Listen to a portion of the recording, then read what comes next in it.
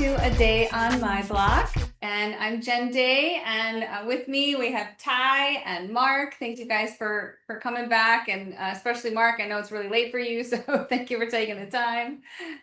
We Great to be here. begged him to come back. So he's always there. Yeah.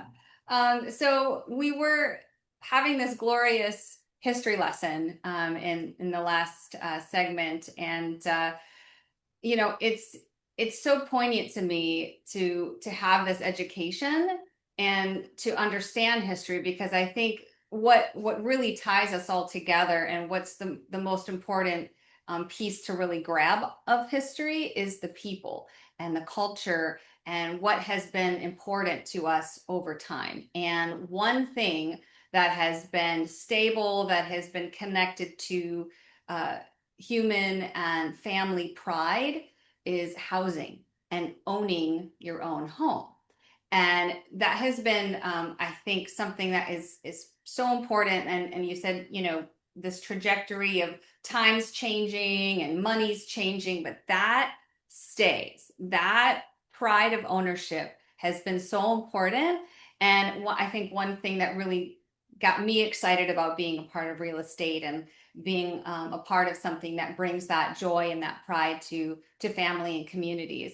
So one thing that I think is really it's so valuable that myBlock is bringing to the world, is this opportunity to have ownership, but maybe not in the same way. And unfortunately, I think especially now in these days, younger people, it's becoming more and more challenging to be able to afford to own your own home.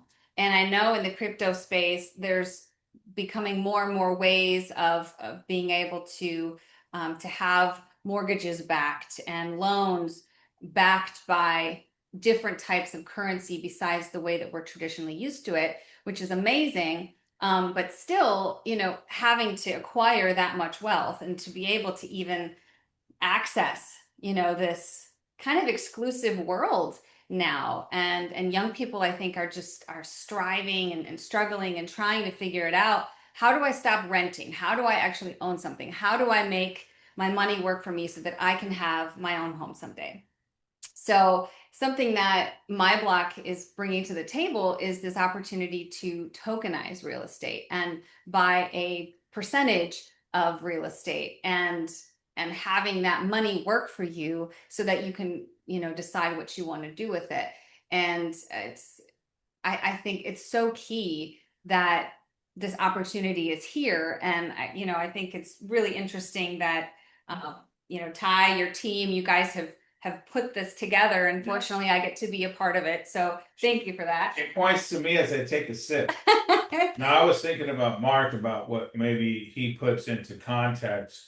Couple of things. First of all, you bring up something, and I know I'll make fun of myself and I'll mention it, of my 4 kids, right? And I have 4 children and their friends, and listening to them, and it's a daunting task. How do we buy something? How do we buy real estate? And as we know, if the value of all the value in the world is let's say around 900 trillion, well, we all know real estate's around 400 trillion, right? So it's obviously more than 40%. Real estate's not going anywhere. What Bitcoin, Mark, is what, 2 trillion approximately today, give or Yeah. take. 2.5. So, 2.5. you know, it's in its infancy, and crypto in its infancy, because obviously 17 years in, we're in infancy, right? But real estate is not going anywhere. And well, and how they mix and how they're going to be interacting in the future is inevitable. And it's not just inevitable, it's already happening. And myBlock, we're like, you know we're not the first ones to do this, and it's good that we're not. There's a handful of companies that are already out there doing it. And then there's some that are out there doing it not on web3, not on the blockchain, companies like Arrived. And I don't know, I think it was Jeff Bezos who gave that company, you know, tens of millions of dollars, right? And so they're kind of, you know, going after the market a certain way. Then there's companies like Picasso. There's a lot of companies out there doing it their way, And then there's companies out there doing it in Web3 and mixing the two, the crypto, the fractionalized ownership. And, maybe you talk to that a little bit. And and there's one more piece of this, which is kind of funny. Sometimes when we explain this to people and they think when they think fractionalized ownership, for some reason, they think of timeshares. And timeshares would be the complete opposite. I mean, timeshares, you buy a timeshare, you can't even get out of the contract. They have, Yep. you're driving and you hear these ads, I'm a lawyer and I can get you out of your timeshare. My friend was in tears trying to get out of a timeshare. This would be the polar opposite yeah. of a timeshare if you really break it down and understand what we're doing. But at the buying and selling an asset, right. same as anything else, but in a different way. Right. And to give Mark the ball so he can run with it is, you are talking about the biggest asset class in the world in real estate, right? Around $400 trillion, right? And now we're talking about putting this for sale in Web3. We see what BlackRock's doing, right? And everything that they've been putting together. Maybe you speak about Larry Fink briefly about what they're doing, their ETFs and things like that. I don't know if you want to touch base on that, but at the end of the day, when we first started talking about this in 2021, Mark, the market they said RWAs would be about $1 trillion. When we rekindled this in the April-May timeframe, it was $4 trillion by 2030. So it was $1 trillion by 2035. Then a few months ago it was $4 trillion by 2030. And I read an article the other day, they're talking about 15 trillion in the next 2 or 3 years. So the numbers just keep getting higher and higher and higher in a faster pace, right? So we know this is happening now.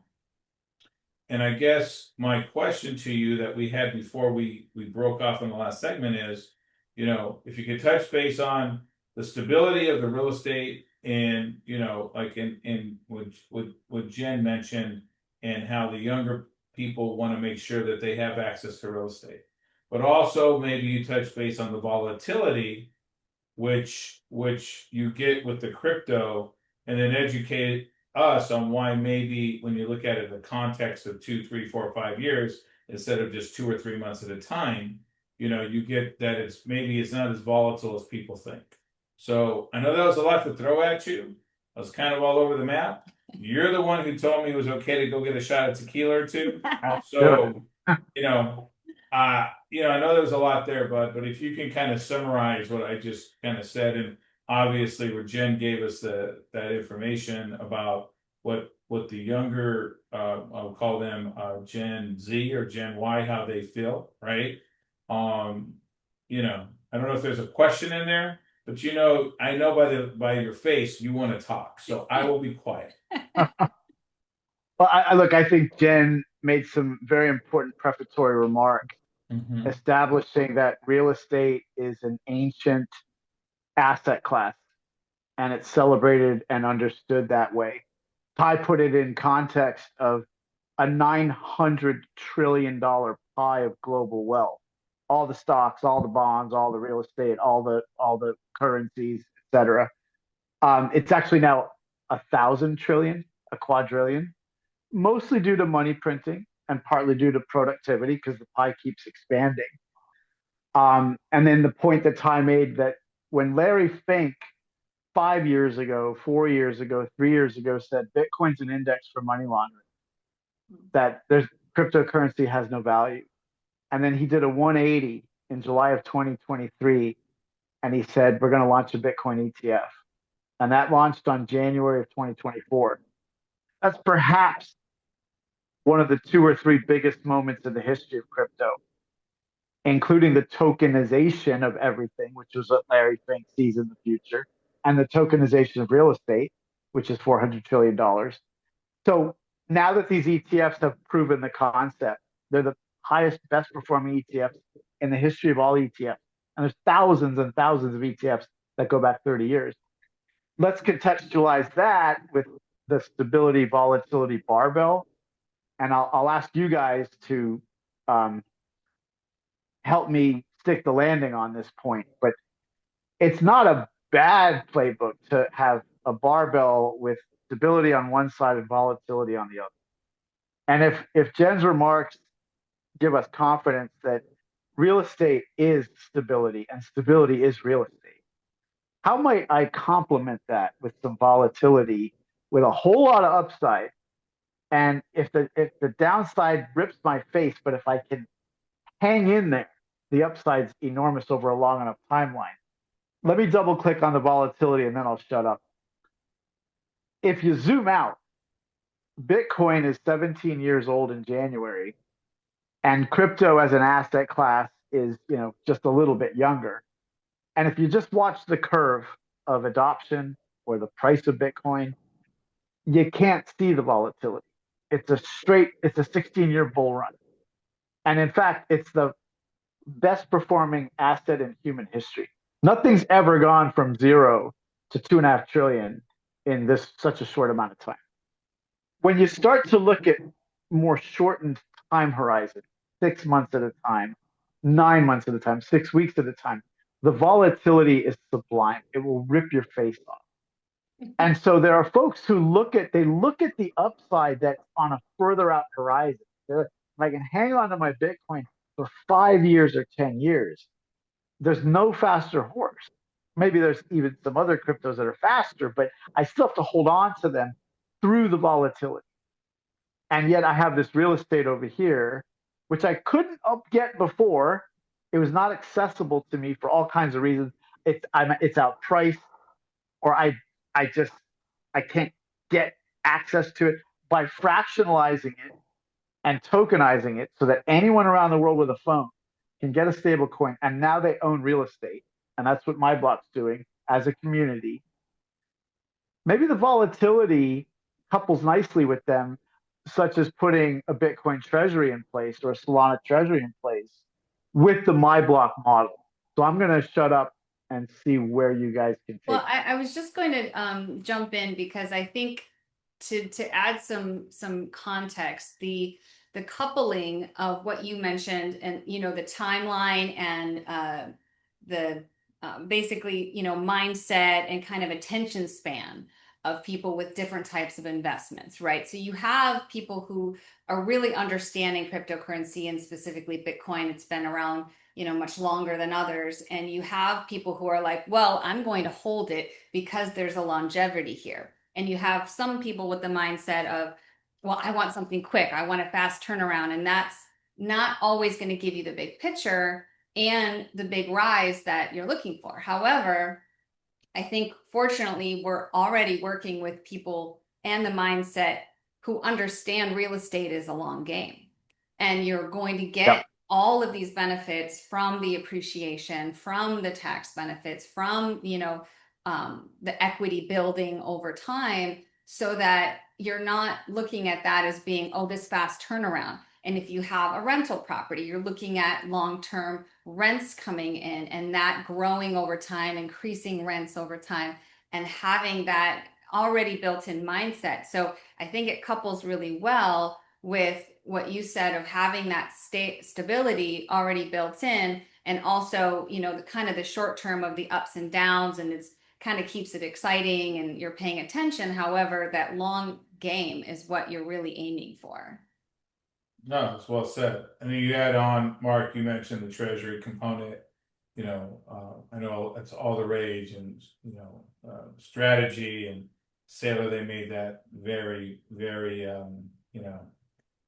it's almost like in our country, the NFL is like they say it's a copycat league. Well, this is kind of like everyone's kind of doing a treasury now, and ours will be a little different because we'll have the Bitcoin in there for sure.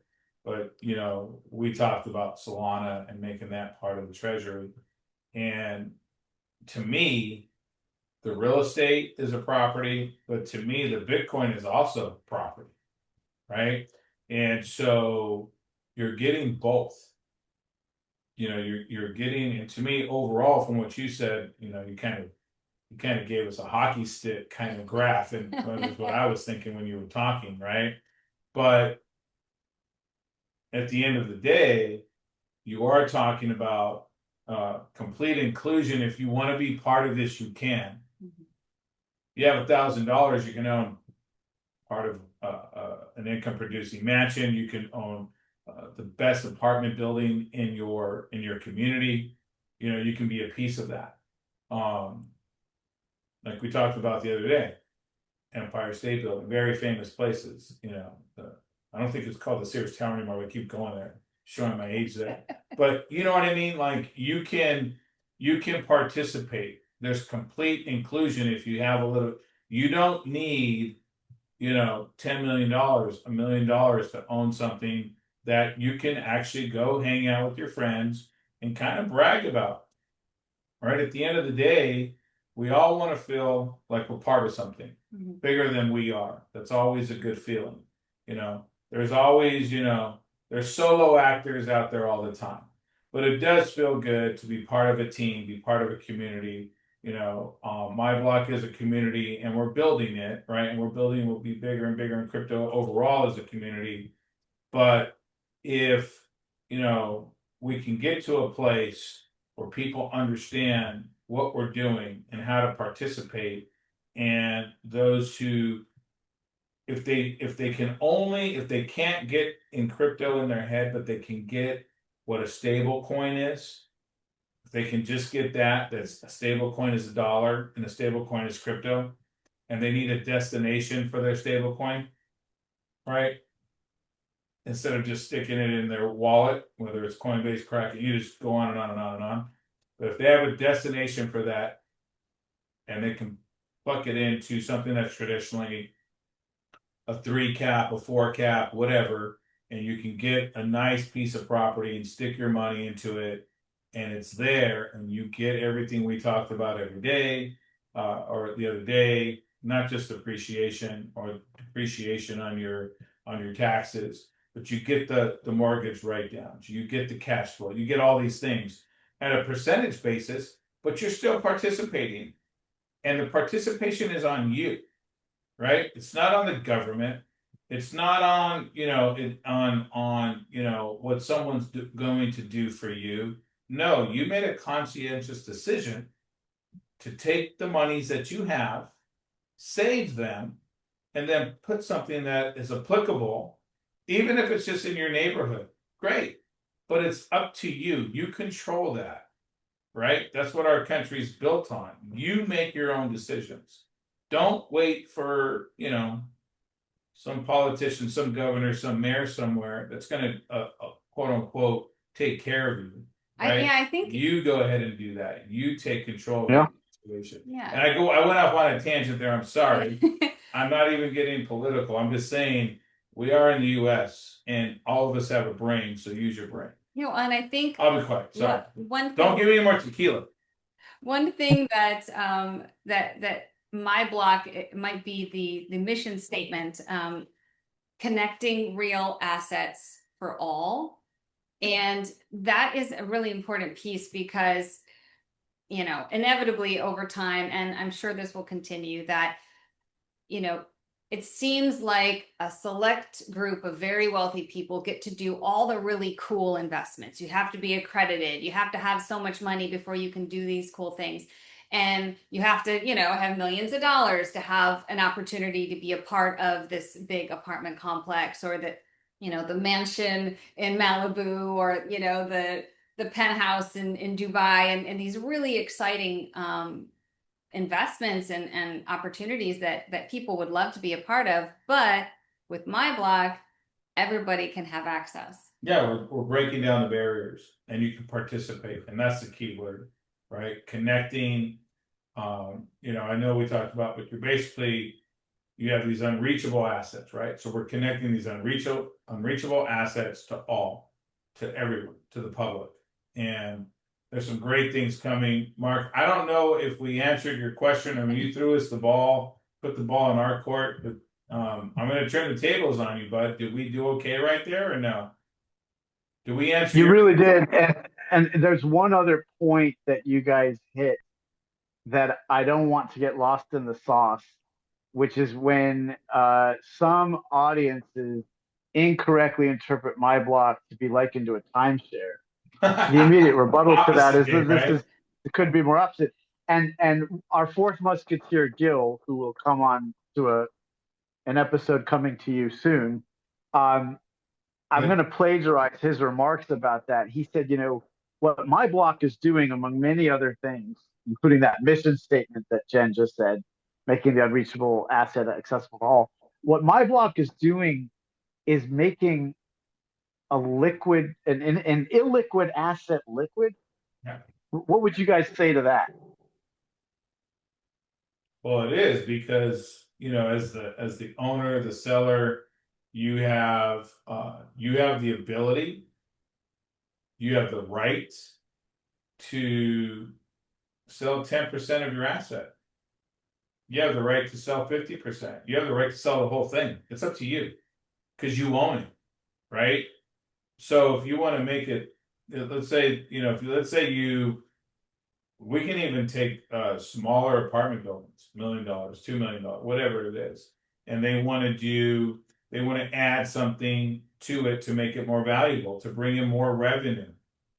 Okay, if you own the property and instead of selling the property, you can turn around the property and you can bring in 30, 40, 50% more revenue just by a simple influx of capital.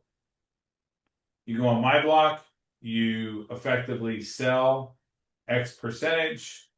You took $1.5 million property, you invest $100,000-$200,000 into the property, and now your cash flow increases X amount based on a cap rate. Your property is no longer worth 1.3, 1.4.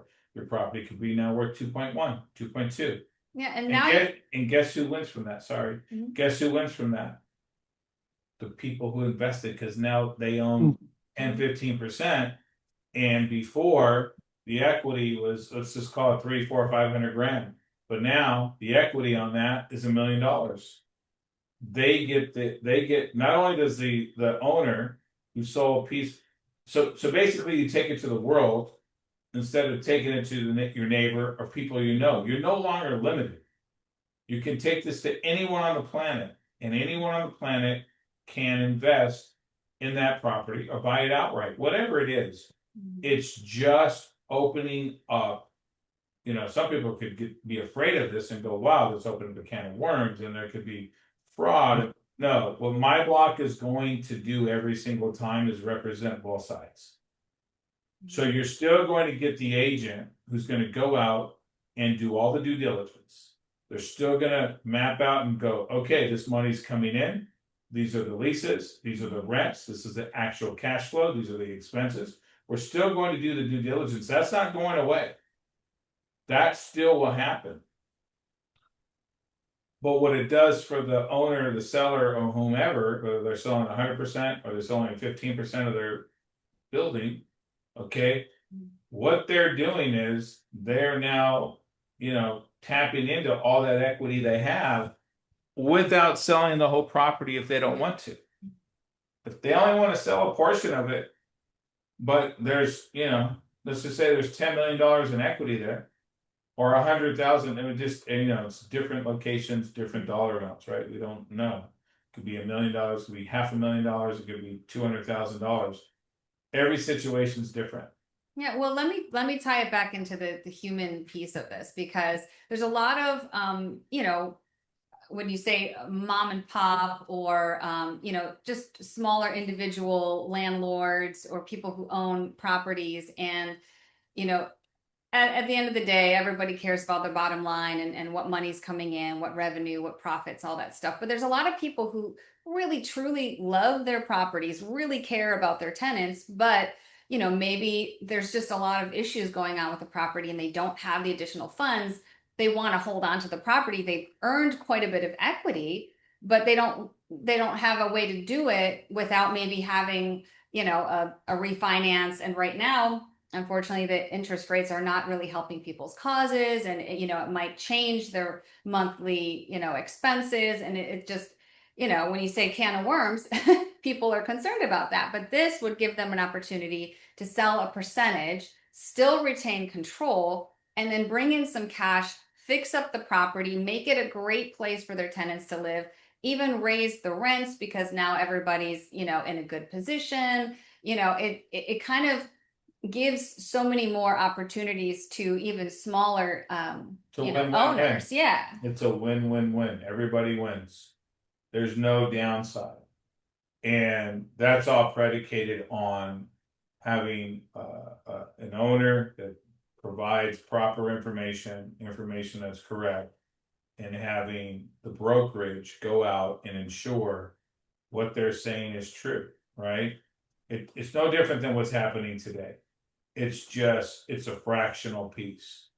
And I like what you said, Marcus. You must have heard me loud and clear when I had some of the feedback. Fractional. They hear fractional, they think of a timeshare. And my head wants to go, like, what are you talking about? That's like opposite day. Like, no, it's like just absolutely not that. One's over here and one's over here. And yeah, so I don't know another way to say it other than that, but thank you for bringing that up. It's like when you buy, and trade in any stock, right? So you're going to be able to sell it, you're going to be able to buy it. And now, as Mark explained, it will be part of the blockchain and having a smart contract, and all of these pieces will make it very, very structured. So you're going to know exactly what's going on. Obviously, there's, real estate brokerage behind everything. So it's going to be similar to other, contracts. However, in a much better, more accessible way for people to be able to hold on to this.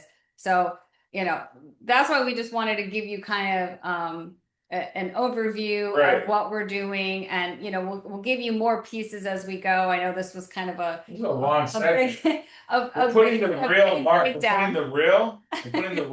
in RWAs. There you go. Putting the real world assets, right? But as we summarize and wrap this up, and you guys wrap it up better than I can, but why did we start the myBlock cast? Right? Why? Because we wanted to learn. We just wanted a place to learn. We wanted a place to grow. But more importantly, as we're going through this, you're having fun. It's kind of like the kid that is playing a new sport for the first time and they're not that good. It's not because they don't have the talent. It's one of two things. Most of the time it's because they don't have the interest, right? But what happens when you learn a new sport or a new instrument or whatever you just name something, or you could be on the math team, you could be on the debate team, you could be on any team, right? When you practice and you get better and you win, you have fun, right? And so if we go through this process and we learn and we grow, but we get better because we practice, well, when you start to get a lot better because you practice and you win a game or two, it becomes a lot more fun. And the whole point of this myBlock cast is this is new for 99% of the people that are around me. Okay. And I try to, I don't want to just get in their face and go, you need to pay attention. I don't do that. But what I do is go, hey, this is happening. It's not coming. It's happening. It's in front of his face. Stablecoin trading dwarfs Visa now. 2 years ago, Mark, keep me honest with the numbers, but I think stablecoins were about $200 to $300 billion, which is a crazy amount of money that's traded. And Visa today is like 16, 17, 18 trillion that's traded annually. When people find out that stablecoins dwarf Visa now in trading $25, $30 trillion every year, and you don't even know it, what does that say about what's going to happen in 2 years from now, 3 years from now? Okay. Yeah. So when you don't even know what's happening, everybody knows what Visa is. Everybody knows what MasterCard, American Express. Nobody knows what stablecoins are. They do, but you know what I mean. The general public is still grasping it. I think what you're talking about, and I can bring in the younger generations, FOMO, fear of missing out, and we don't want you guys to miss out. So we're gonna take a break, and we'll see you on the next episode. Hopefully, we've Hopefully we've intrigued you to stay with us as we continue on this journey and offer this opportunity, which we would love all of you guys to be a part of with us. So thank you for watching. We'll see you on the next one. Bye. Fresh quarter, Mark.